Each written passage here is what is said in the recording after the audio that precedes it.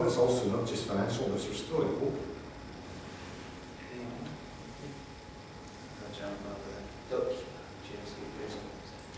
Should the lady who was responsible for the oil rig evacuation because of a nightmare of a bomb be prosecuted if it was done with no malice? And if she is prosecuted successfully, will that send a message to other workers in the oil rig that they shouldn't report any scares because they've been prosecuted, resulting in a degradation of the safety on oil rigs?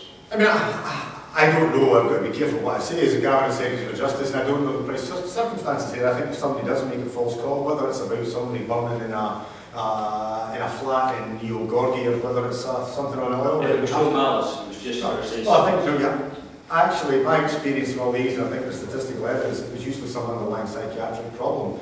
So should they be prosecuted? Yes. Does that necessarily mean that they have to go through the criminal justice system, that it can't be diverted? That would be a matter for the individual. But I think when people are making such spurious calls, that's clearly indicative of there being some problem, whether it's a wee laddie running the telephone box to dial treble 9 because he wants to see the fire engine. You know, we have to deal with these matters. I don't think we can necessarily ignore it. But as I say, I think what you have to do is bear in mind where we're coming from, which is you have to treat the problem. If the problem is psychiatric, then it needs a psychiatric solution. I have to walk along Princess Street every Friday and Saturday night. 8 o'clock, there's groups of 12, 13, 14-year-olds absolutely blazing out of their heads in big gangs and stuff. Princess Street's one of the most beautiful, culturally rich streets in Scotland, if not Britain, if not Europe. Where is my police presence, visible police presence that I voted for last year? Okay, I don't just want to talk about youth, jobs and things like that. Outside of Queen's Hall, which is quite ironically the old brewery history behind it, and there's constantly a group of winos or tramps, I don't know what's the politically correct term, constantly drinking, dogs off loose, and sometimes got very young kids with them, which is very worrying. Where's the visible police presence again? I voted for that, but I haven't seen it anywhere in Edinburgh. Well, actually, there's a significant police presence actually in the city centre. I've been out in the city centre, the tragedy is that the reason there's a significant police presence in the city centre is we've actually had to denude it every other area. You try getting the policemen out in Mayfield or, sometimes out in Southhouse because we bring them all in on a Friday, Saturday night shift. You'll look at 50 or 60 officers brought in to cover the city centre, and by that I mean the main drags from Lothian Road through or beyond. So obviously a policeman can't be here, there or everywhere, and we have to get the balance right. There is this cry in Scotland that what we want is community bodies pounding the beat in their own area. Equally though, you've got to marry with that we do need rapid response so that when something happens outside, McCune's Hall or whatever else, you're there. So as I say, the number of police we are seeking to increase. The visibility of them in the community we're seeking to deliver because there's far too many stuck doing needless paperwork. So that's being, worked upon. In Edinburgh, you also benefit with the position of CCTV because I can assure you in many areas you might not see the policeman, but we can see what's going on and a cop car is on its way if it's notified. So these things can't be done overnight, but we're heading in the direction of making sure that we get our officers out on frontline matters. And as I say, that the youngsters, we have to take the drink off them.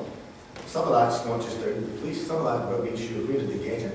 How do we close it down? Those who sell alcohol should be prosecuted. Those shops who haven't been properly checked should lose their licence, and not just for a short period of time. So it's all these matters that have to be dealt with, but it takes time.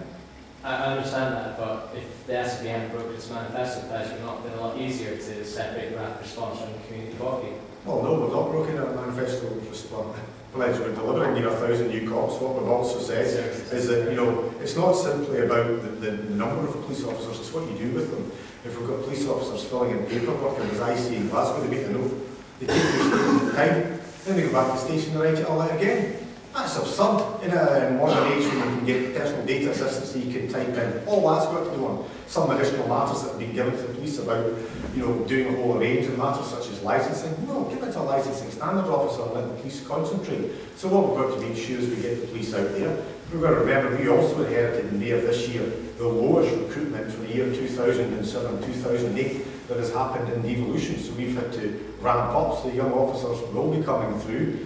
We've also got to retain old officers. The demographics are that in the late 70s, early 80s, police pay went up a bump. We've got an awful lot of officers due to retire because an awful lot joined in the late 70s, early 80s. There's over 2,300 due to go out the door in the next few years. Frankly, God bless the young boys coming out through Tully Allen. There's an awful lot of these older officers that you can't learn on the streets, so we've got to retain. That's why we've said it's not just about recruitment, it's about retention, and it's about redeployment and getting police to do the appropriate matters.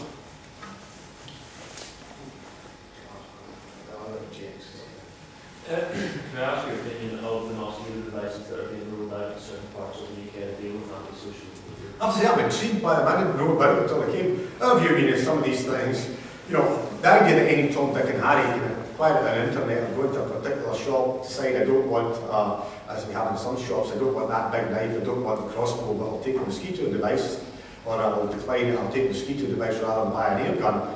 Frankly, unacceptable. Do we preclude using them in all circumstances? No, there may be times and places where they're regulated. So what we're looking to do is to look at the regulation of these matters. If they are to be here, and once things are invented, it's hard to uninvent them. Who may have it? Who may use it?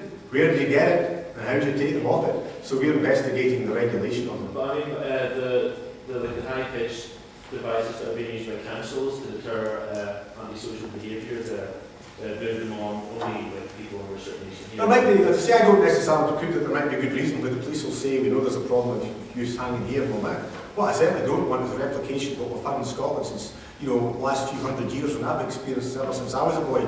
People putting up signs that you can't walk here, you can't fish here. That's my granddad's land and he lives there, and I'll walk where, you know, I'm entitled to walk. You know, we've restored the right to roam, so I'm not having any person, landed gentry or otherwise, deciding they don't want any youngsters on their land and they're going to put up a mosquito device. So there may be legitimate reasons for having and using a mosquito device, but it shouldn't be up to anybody to just go and get it and use it unregulated wherever they want. That's a recipe for abuse.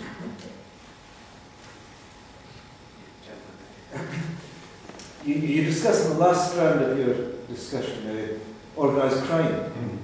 Any of this, you know, I've been around this country for some time. I've come across the Daily Record, Sunday Mail, maybe the Scottish Sun, and they always have these series of Glasgow, usually Glasgow criminals, and we all know who they are. We've actually seen them interviewed on television, and they are, you know, they're brazen, are they not? And why can't the police get? Well, I'm talking about people that are dead, so they can't sue. There's a guy called the licensee who's dead. There's another guy, Arthur Thompson, Senior and Junior, and these people were notorious throughout the city of Glasgow, and indeed through the newspaper, the country. And the police couldn't seem to lay a hand on these people who were clean. Well, you're right. You know, the reason, particularly, I mean, particularly about McGraw, one of the problems is that the powers that currently exist in civil recovery don't go back far enough or fast enough. That's why we've sought to extend the powers that we have here. I've written to the Home Secretary south of the border saying that if a lifetime of crime, you know, takes place, you should be able to go back. A lifetime at the present moment, you can only go back 12 years. The reason one of the time McGraw's pubs weren't taken was that he had acquired it, you know, before 12 years had passed, until he, you know, fell off this mortal coil. The problem with the McGraw is our laws aren't tough enough in the civil recovery stuff. He moved into the Republic of Ireland, bought a pub there, and because of Ireland, the problems they face, especially with the Provost, you know, they have quite severe and draconian laws in civil recovery, and wow, stuff was taken off them quite correctly. So we've got to toughen up the laws here, because actually the problem is Arthur Thompson, Tam McGraw, they actually weren't committing crimes per se. It was underlings, and you couldn't prove it even in a conspiracy charge. What you can do is take the matters off them. There are ones that we see in the television, but we know that these people are buying into properties and a whole variety of matters. We can't necessarily always prove a crime against them, but what we can say is justify where you've got your wealth from. Within my own constituency, it appeared in the papers about 3 weeks ago, a particular gentleman up Gilbertson with about 4 cars.